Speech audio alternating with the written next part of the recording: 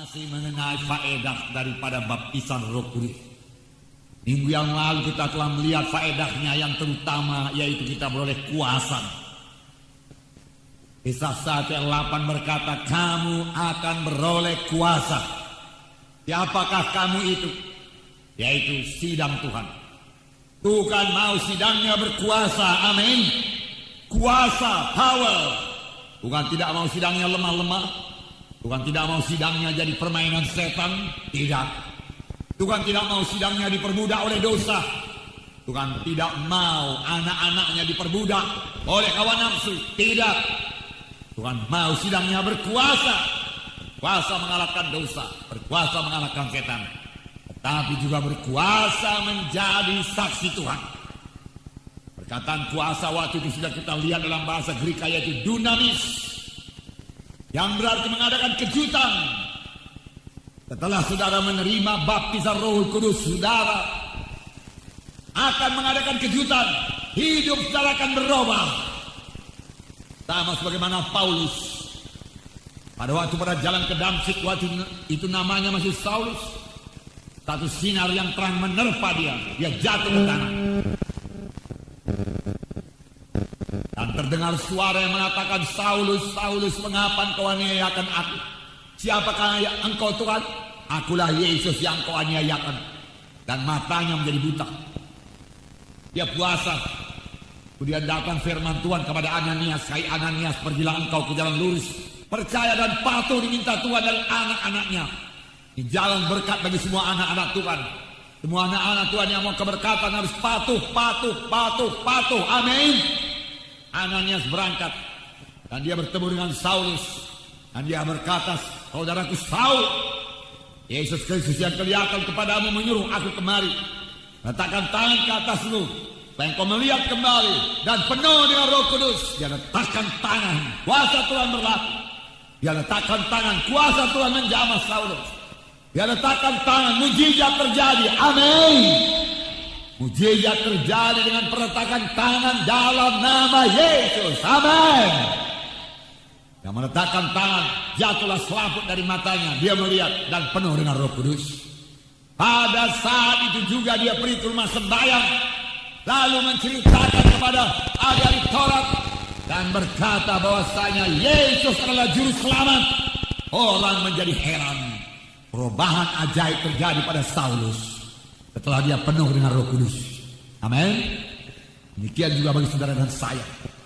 Setelah saudara dan saya dipenuhkan dengan Roh Kudus, perubahan ajaib terjadi.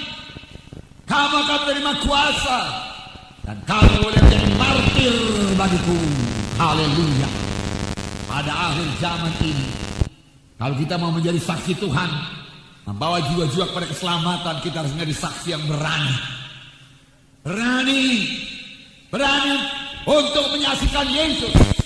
Bahkan kalau tantangannya maut sekalipun, Roh Kudus menyuruh kita bersaksi, marilah kita bersaksi. Amin. Haleluya. Diminta Tuhan dari anak-anaknya untuk mengadakan penerobosan rohani. Diperlukan anak-anak Tuhan yang penuh dengan Roh Kudus sehingga dia berani menjadi saksi Tuhan. Amin. Itulah dia saudara dan saya. Berani bersaksi.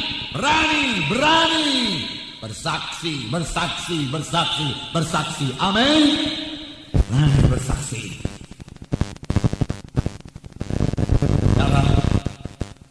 Yesus tidak melayani sebelum dia dipenuhkan dengan Roh Kudus. Alangkah luar biasanya hak istimewa diberikan Tuhan kepada kita. Hendaklah kita, kalau kita dipanggil Tuhan, biarlah orang yang kita tinggalkan itu yakin bahwasanya kita ke sorga. Amin. Menggoyangkan kerajaan setan. Biarlah kerajaan setan dan pekerjaan setan dirusakkan terus menerus sampai Yesus datang kedua kali. Amin. Roh Kudus dicurahkan. Roh tercurah dari sorga. Kuasa dari yang maha tinggi. Untuk melengkapi sidangnya pada akhir zaman ini. Amin. Gereja bangkit di akhir zaman. Amin. Puji Tuhan. Amin saudara. Haleluya. Biar kita membangun terus.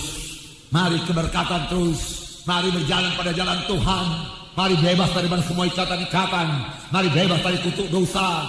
Mari saudaraku ikut ambil bahagian. Mari berdoa. Mari jadi saksi yang terima kuasa Roh Kudus. Amin.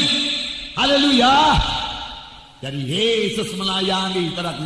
Pada waktu dia berumur 30 tahun setelah Roh Kudus turun ke atasnya. Sebelumnya dia enggak pernah menyembuhkan. Saudaraku, enggak mengusir setan. Tapi sesudah dia dipenuhkan Roh Kudus, dia berkata, Roh Kudus ada padaku dan dia mengurapi aku untuk memberitakan kabar baik pada orang-orang miskin, membebaskan orang yang terikat, lepaskan orang yang tertawan. Apakah ini? Roh Kudus ada padaku, dia mengurapi aku untuk meletakkan tangan seorang sakit, lalu orang itu sembuh. Dia mengurapi aku untuk meletakkan tangan, lalu orang itu bebas. Dia mengurapi saudara untuk meletakkan tangan, lalu orang itu dapat baptisan Roh Kudus. Amin. Amin. Haleluya. Untuk itu Roh Kudus diberikan padaku. Untuk itu Roh Kudus diberikan. Puji Tuhan, puji Tuhan. Nah, saudara, jangan lupa Yesus melayani bukan sebagai Tuhan. Firman Tuhan berkata dalam buku Filipi pasal 2, Yesus mengosongkan dirinya, meninggalkan segala kemuliaannya dan menjadi sama seperti manusia pada waktu dia di bumi ini. Jadi itu berarti dia sama seperti saudara, sama seperti saya, dan dia sanggup tidak berdosa. Dan dia dipenuhkan dengan Roh Kudus, diurapi dengan Roh Kudus. Lalu kuasa, tanda ajaib dan mujizat ajaib dalam pelayanannya. Demikian juga akan terjadi bagi saudara dan saya yang menyerahkan diri sepenuhnya kepada Tuhan, yang mau hidup menyangkal diri, mengangkat salib, hidup kudus. Saudara, kemudian saudara melayani dengan kuasa Tuhan dan mujizat Tuhan, sama seperti Tuhan Yesus melayani. Amin. Haleluya.